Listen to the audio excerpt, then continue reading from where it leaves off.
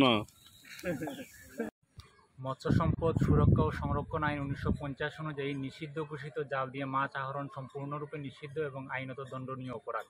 উপজেলা মৎস্য কর্মকর্তার সহযোগিতায় আমরা আজ গোপালপুর ইউনিয়নে একটি অভিযান পরিচালনা করি। সেই অভিযানে 5,500 মিটার জাল আমরা নিষিদ্ধ চায়না দুয়ারি জাল আমরা জব্দ করি, যার আনুমানিক মূল্য 3.5 লাখ টাকা।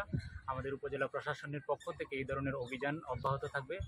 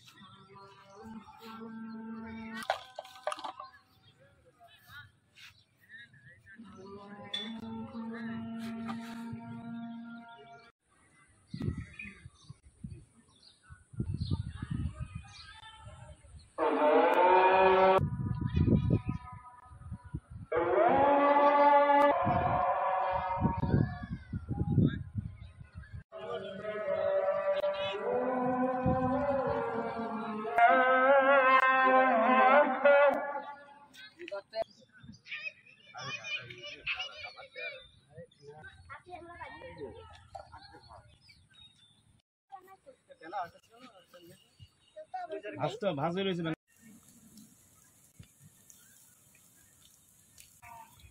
আমাকে আসতেছে না।